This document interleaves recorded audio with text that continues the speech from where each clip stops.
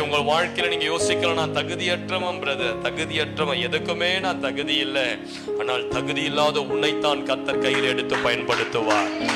ஒன்றுக்குமே பிரயோஜனம் இல்லை என்று சொல்லக்கூடிய உன்னைத்தான் கர்த்தர் எடுத்து பயன்படுத்துவார். ஞானிகளை வெட்கப்படுத்தும்படி தேவன் பைத்தியக்காரர்களை தெரிந்து கொள்ளுகிறார். பலவான்களை வெட்கப்படுத்தும்படி பலவீனரை தெரிந்து கொள்ளுகிறார். உள்ளவைகளை அவமாக்கும்படி இல்லாதவைகளும் இழிவானவைகளையும் கர்த்தர் தெரிந்து கொள்ளுகிறார். எதை மனுஷன் புறக்கணிக்கிறான கர்த்தர் அதை தான் கேட்ச் பிடிச்சு எடுத்து பயன்படுத்துகிறார். ஆகாதென்று தள்ளப்பட்ட கல் மூளைக்கு தலைக்கல்லாய் மாறி, ஹல்லேலூயா, கர்த்தர் உன்னை ஒரு தலைக்கல்லாய் மாற்றுவார். பயப்படாதே. எந்த குடும்பத்தார் உன்னை ஆகாதவன், நீ ஒன்றுக்கும் பிரயோஜனம் இல்லாதவன் என்று தள்ளிவிட்டார்களோ அந்த கல்லை தான் கர்த்தர் எடுத்து பயன்படுத்துவார். அந்த கல்லு தான் கர்த்தருக்கு தேவை.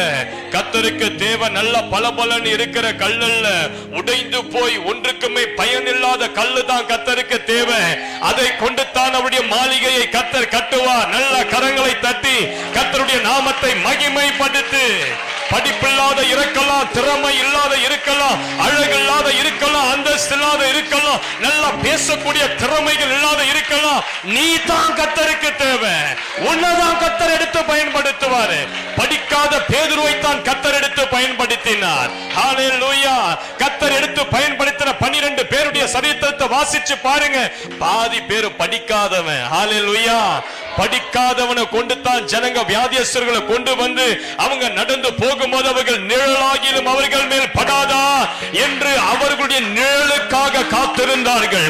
படிக்காத உன்னுடைய நிழலை ஜனங்கள் ஏங்கும்படியாய் கர்த்தர் உன்னை உயர்த்தி விடுவார். அது தான் நம்முடைய ஆண்டவர்.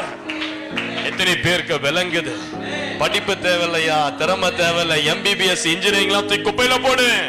ஆண்டவருக்கு தேவை நீ தகுதி இல்லைன்னு எப்போ சொல்றியோ அப்பதான் கர்த்தர் உன்னை எடுத்து உயர்த்துவா.